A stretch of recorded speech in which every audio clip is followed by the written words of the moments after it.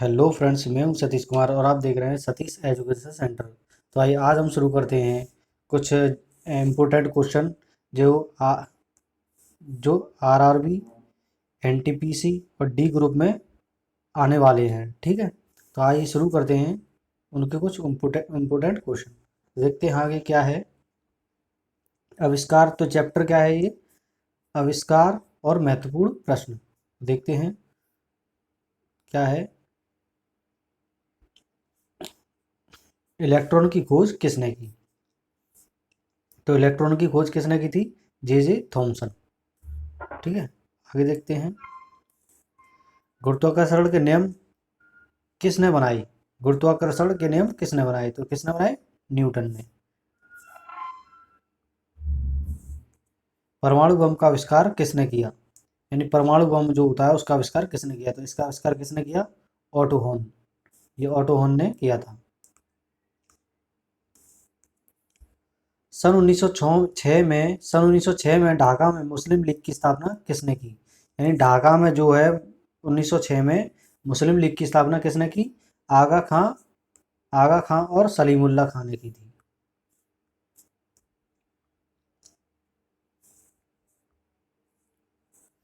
भारत में डाक टिकट पहली बार कब चली थी? भारत में जो डाक टिकट चली थी वो पहली बार कब चली थी? तो ये कब चली थी? 1854 में। बंगाल, बिहार और उड़ीसा में स्थायी बंदोबस्त, कौन सा स्थायी बंदोबस्त कब और किसने लागू किया था? बंगाल कहाँ पर? बंगाल, बिहार और उड़ीसा में स्थायी बंदोबस्त कब और किसने लागू किया?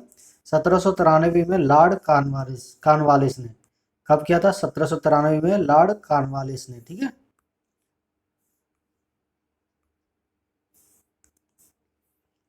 पानीपत की पहली लड़ाई 1526 में किसके बीच लड़ी गई? तो इससे क्वेश्चन इसमें भी एक बनता है कि पानीपत की पहली लड़ाई कब लड़ी गई?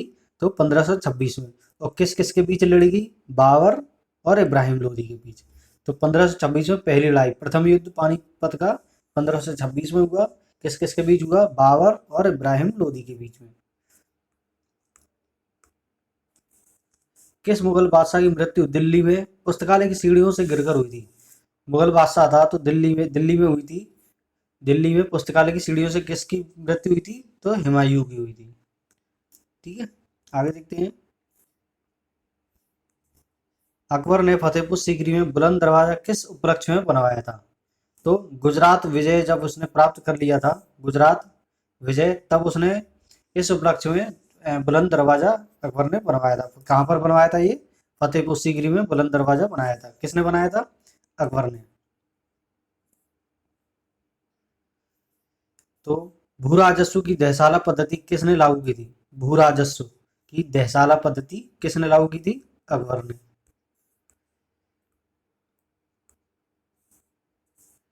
औरंगाबाद में ताजमहल की प्रतिकृति किसने बनाई थी?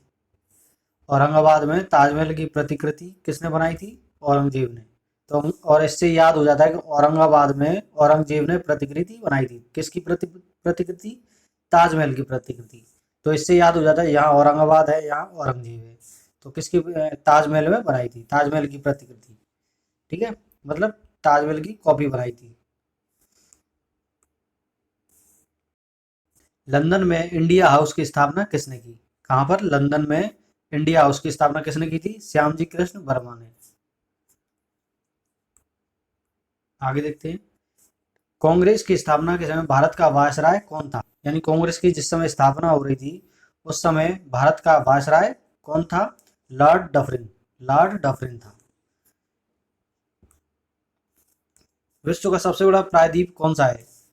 अरब प्रायद्वीप। विश्व का सबसे बड़ा प्रायद्वीप कौन सा है? अरब प्रायद्वीप। पश्चिमी घाट को अन्य किस नाम से जाना जाता है? यानी जो ये हमारा भारत है इस तरीके से, तो ये पूर्वी घाट हो गया, ये पश्चिमी घाट हो गया। ठीक है, तो ये पश्चिमी घाट ये रहा। तो पश्चिमी घाट को अन्य किस नाम से जाना जाता है? सह्याद्री पर्वत श्रृंखला के नाम से जाना जाता है। सह्याद्री पर्वत श्रृंखला के नाम से। ठीक है, आगे देखते हैं। तंबाकू के धुएं में कौन सा हानिकारक तत्व पाया जाता है? जो तंबाकू के धुएं में कौन सा हानिकारक तत्व पाया जाता है? निकोटिन। यानी तंबाकू में निकोटिन पाया जाता है। आगे देखते हैं, राष्ट्रपति का अध्यादेश कितने समय के लिए लागू रहता है? राष्ट्रपति का अध्यादेश कितने समय के लिए लागू रहता है? 6 महीने के लिए, 6 मास। मौसमी गुब्बारों में किस गैस का प्रयोग होता है? यानी जो मौसमी गुब्बारे हैं जो ऊपर उड़ते जाते हैं, तो किस गैस का?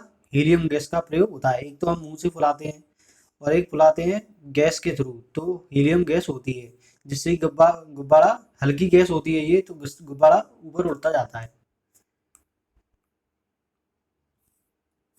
मानव शरीर में रुधिर बैंक का कार्य कौन सा अंग करता है? मानव शरीर में रुधिर बैंक का कार्य कौन सा अंग करता है? तिल्ली, तिल्ली प्लीहा, इंग्लिश में बोलते हैं इसको स्प्लीन।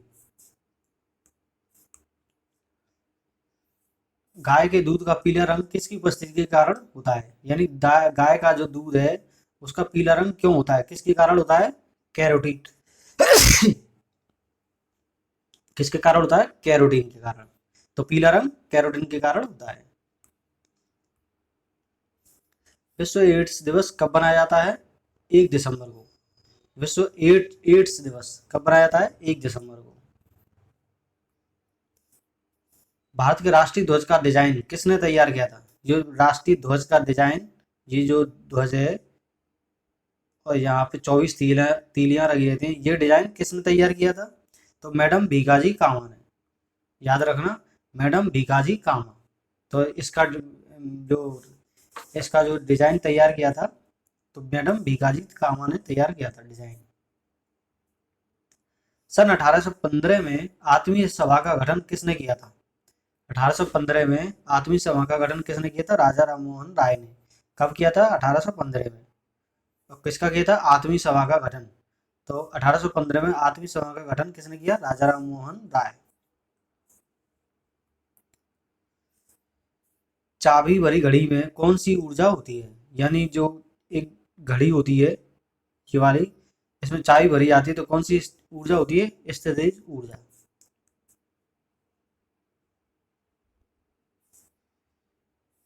प्रतिरोध का मात्रक कौन सा है? प्रतिरोध का मात्रक कौन सा है? ओम। ओम, ओम बोलते हैं जिसको। ठीक है।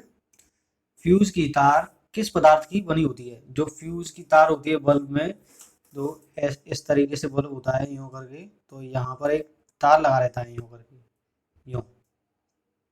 ये तार किसकी बनी होती है? टिन और शीशे की। तो इन दोनों को मिला के क्या बनता है? टंगस्टन। तो टंगस्टन की बनी होती है। ठीक है, टिन और शीशे से ही टंगस्टन बनाया जाता है। ठीक है। कौन सी गैस जलने में सहायक होती है? तो कौन सी गैस जलने में सहायक होती है? ऑक्सीजन। तो बिना ऑक्सीजन की गैस जलती नहीं है, तो इसलिए ऑक्सीजन सहायक होती है गैस जलने में। तो आग जलाने में कौन सी गैस? ऑक्सीजन गैस सहायक होती है। आगे देखते हैं, वायुमंडल का कितना भाग 29 किलोमीटर ऊंचाई तक पाया जाता है? यानी यहाँ ये पृथ्वी है, तो यहाँ से 29 किलोमीटर तक वायुमंडल का ऊंचाई तक, वायुमंडल का कितना भाग? 29 किलोमीटर तक ऊंचाई तक पाया जाता है। तो कौन सा भाग पाया जाता है? कितना भाग? 97% भाग 29 किलोमीटर ऊंचाई तक पाया जाता है। ठीक है। तो क्या दिया है? वायुमंडल का कितना भाग? तो वायुमंडल का कितना भाग? 29 किलोमीटर ऊंचाई तक पाया जाता है। 97% भाग वायुमंडल का जो भाग है, यहाँ पर ये पृथ्वी है, तो यहाँ का ये भाग होता है इस तरीके से, यूं ऐसे करके, ये वायुमंडल कहलाता है। ये हमारी पृथ्वी है, तो इसका कितना भाग पाया जाता है? 29 किलोमीटर तक। ठीक है, 29 km, इस तरीके से।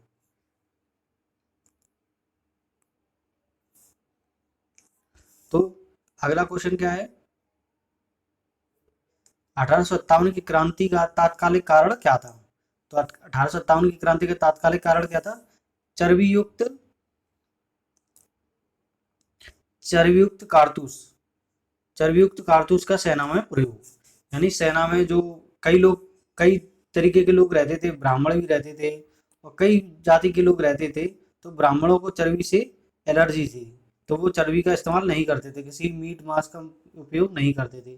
जब उनको पता चला कि इसमें सुअर की और गाय की चर्बी मिली है, गाय की चर्बी को मुसलमानों के लिए मिलाया गया था, सुअर की चर्बी को वो हिंदू गाय की चर्बी को हिंदुओं के लिए मिलाया गया था, और सूअर की चर्बी को मुसलमानों के लिए बनाया गया था।